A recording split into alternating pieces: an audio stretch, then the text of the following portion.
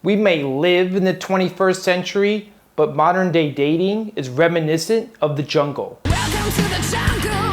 We'll take it day by day. If you want it, you're gonna bleed, but it's a price you pay. Lying. Just off first looks, am I your type? You can be honest with me here. You're okay, yes. Lie. So what about me makes you want to gag? It doesn't make me want to gag. Lie. Cheating. I need to understand what I did to make you cheat. Pete, it's not anything you did. Manipulation. Don't let that dude fuck with you. What? Don't let Barnett fuck with you. What do you mean? I'm just telling you, he's a fuck boy. I just walked out on him. Trauma. What do you want to know? What? That I don't have 12 brothers? Yeah. That I'm a fucking orphan? No, you don't want to hear I that. didn't know No, that. you don't want to hear that. You don't want to hear that I didn't know got it. fucking cigarettes put out of me when I was a little kid. And abuse. Every day I wake up and I hope you're dead. Dead like if I can guarantee Henry would be okay. I'd hope you get an illness and then get hit by a car and die. What happened to the fairy tale stories we believed growing up? Who she is or whence she came, he knows not, nor does he care. For his heart tells him that here is the maid predestined to be his bride. Dating is where we reach our deepest levels of intimacy and vulnerability. I have never known anyone who actually believed that I was enough. Yet behind this reach for romantic bliss is the background radiation of cunning, cruelty, and callousness. How can we navigate this paradox of sweetness and savagery? All is fair in love and war. This famous quote is attributed to the English poet John Lyly, born in 1553. In Western astrology, the sign of Libra is associated with harmony and love, whereas its polar opposite, Aries, is linked with war and aggression. Arguably, the two deepest elements of living beings are survival and reproduction.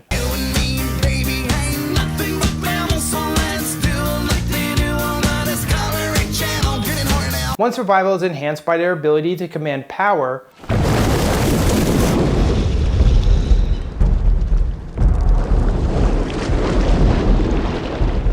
while reproduction is facilitated through delicate mating dances. They turn their back to the female, they rustle their little white fluffy tail feathers, and then they whip around and dazzle her. Aggression and affection occupy separate sides of the spectrum, yet are inextricably linked as integral components of a unifying whole. This symbolism is best expressed in Taoism as a yin and yang symbol. The German philosopher Georg Hegel commented on such an idea in 1812 in the book The Science of Logic. Dialectic is here understood in the grasping of opposites in their unity or of the positive in the negative. While the mother lion protects her cubs and provides them with safety, adult females provide the food and the first line of defense. With at least 4 in her pride, this cub should be well looked after. She responds with ferocity to outside intruders.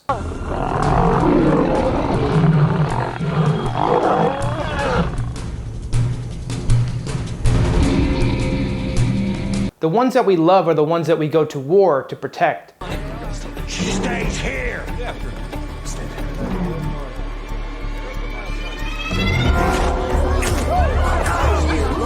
A study conducted in Guangzhou, China, titled The Deeper the Love, the Deeper the Hate, studied the connection between these two strong feelings. We found significant associations between romantic love and hate in the context of a romantic relationship. When presented with negative events with 3 different target persons, participants most hated the person whom they had loved the most previously. Therefore, love and hate are indeed related. The greater the potential for painful experiences in love, the greater the potential for joy and attachment. The deeper the valley of emotional perils, the higher the pinnacle of romantic bliss. The presence of such dangers as manipulation and abuse implies the existence of inverse poles of trust and warmth.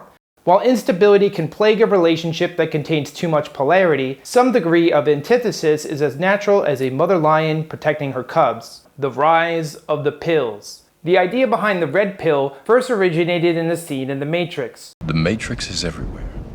It is all around us. Even now, in this very room. Neo is given the choice to take the blue pill. You take the blue pill, the story ends. You wake up in your bed and believe whatever you want to believe. Or to take the red pill. You take the red pill, you stay in Wonderland, and I show you how deep the rabbit hole goes. This conceptualization of the red pill was later repurposed to describe the harsh truths and the realities of dating. There are 3 pill ideologies that we will discuss here. Red pill, women are only interested in high-value alpha men. Black pill, the only factor that matters in dating is physical appearance. Blue pill, each relationship is unique and driven by emotional factors. In the YouTube channel Entrepreneurs in Cars, Richard Cooper evangelizes some of the tenets of the red pill philosophy. She's not yours, it's just your turn. Women are, generally speaking, relatively temporary. These women, gentlemen, will come and go in your life. He also reminds his followers of the unsympathetic disposition of women towards men. Women do not care about your struggles. They hang out at the finish line and they pick the winners. Women's DNA is hardwired to dismiss weak men. Hypergamy can't afford to allow a woman to be around a weak man. Raul Tomasi from The Rational Male says that guys are not allowed to get depressed around women, period. End of story. Competence is a key attraction cue for women. And vulnerability, even flashes of vulnerability, are signs of incompetence. While the red pill emphasizes the role of men's ability to change their results with behavioral changes, the black pill philosophy extols a more fatalistic narrative. The YouTuber Wheat Waffles summarizes the 3 key tenets of the black pill philosophy as the following. Number 1. A woman will decide if a man is date-worthy or not in roughly half a second. Number 2. You cannot change a woman's mind once it's already been made up. Lastly, number 3. All women share the same mind. Wheat Waffles categorizes men into 3 increasing tiers, sub-5, normie, and Chad, based on their physical desirability. In the video, The 3 Tiers of Men, Which Are You?, Wheat Waffles explains the experience of the bottom tier. Women of all levels give the same treatment to sub-5 men, which is emotional reactions of disgust, pity, and abhorrence if any of these guys interact with their lives in any way, shape, or form. In contrast to these 2 pills, the beliefs of the blue pill philosophy are described as 1. Doesn't believe society, particularly Western society, is gynocentric and dominated by feminism. 2. Doesn't believe all women are inherently solipsistic or hypergamous. And 3. Believes everyone is unique and special, and there's no need to classify men as alpha or beta or select or non-select. Blue pill ideology is also used to refer to the belief in emotional maturity, communication, and vulnerability as key factors in the success of a relationship. In the video, Is Your Anxiety Sabotaging Your Relationship?, dating coach Matthew Hussey states that a lot of relationships end not because someone couldn't handle our wounds, but because they couldn't deal with our weapons. Then in the follow-up video, Want a Deeper Connection? Let Down Your Guard, Hussey elaborates, you want an amazing relationship. Practically, how do you find out if you've got an amazing relationship? You have to reveal wounds.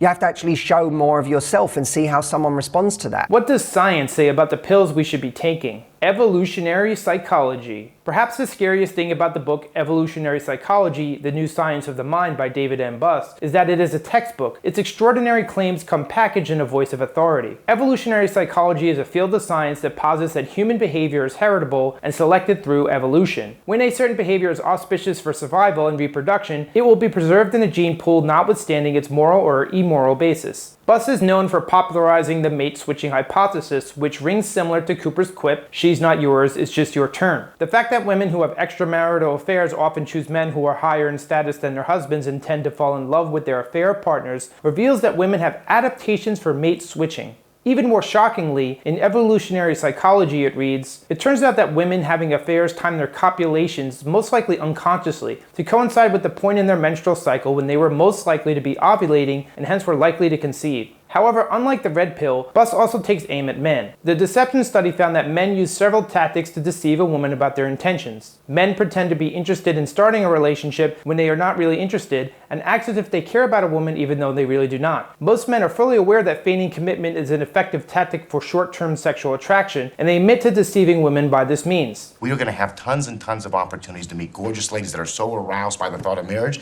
that they'll throw their inhibitions to the wind. And who's going to be there to catch them? Grab that net and catch that beautiful butterfly, pal. When it comes to abuse, in a somewhat degeneratively egalitarian fashion, evolutionary psychology aims at both genders. It might seem that women rarely inflict violent aggression against men. In reports of spousal abuse, such as slapping, spitting, hitting, and calling nasty names, however, the percentages of male and female victims often are roughly the same. Your methodologies are antiquated and weak.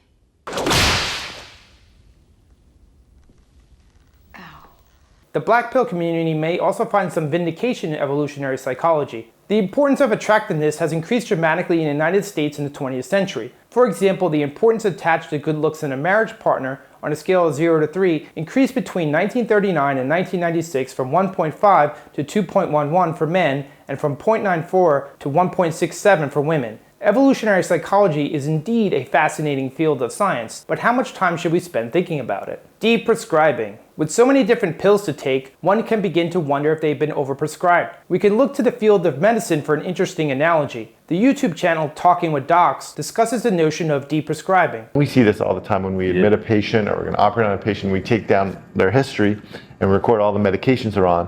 Often people are on a lot of medications. We should always carefully evaluate which pills we ingest daily. And all of a sudden, 6 years later, you're like, I don't even know I'm on this anymore, and I see that all the time. Yeah, I see that too. Right? People are like, wow. I'm like, why are you taking this? They're like, I don't know. Because the doctor told me to. A relationship exists between the person prescribing the pill and the person ingesting it. When individuals agree to take a pill, they eventually grow to embody the other qualities specified in that philosophy. For example, someone who is originally a believer in the importance of fitness, as prescribed in the red pill community, may expand their beliefs to include anti-feminism. The narratives, the encouragement that feminism gives women is all a lie. This is why I call it toxic feminism. A believer in the black pill philosophy may concur in the importance of appearance, but later submit to a sense of hopelessness amid genetic determinism. 2 seconds of looks beats 2 months worth of blood, sweat and tears.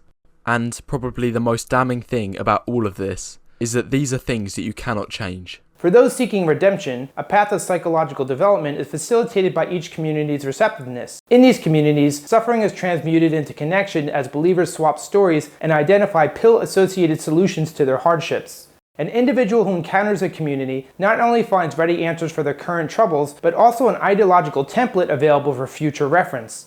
Present to the moment. I first read the evolutionary psychology book sometime in 2017. Although my mind was blown by the content of the book, my dating life was not significantly affected. When it came to dating and relationships, I was limited by the same barrier, having a conversation. The ability to have a conversation is the single most important tool when it comes to dating. An orthogonal resource is subtext, also known as the energy that someone brings to an interaction. The various pills all have some truth to them. Hyper-focusing on the pills, however true, takes away from being present. Presence is far more likely to make a direct impact on dating outcomes rather than constantly verifying if one's behavior is in alignment with the pills. There is no replacement for experience in relationships. While books and knowledge may be helpful on an intellectual level, this knowledge cannot be internalized until it is lived firsthand. The emotions that are activated in a relationship can only be mastered through repeated exposure.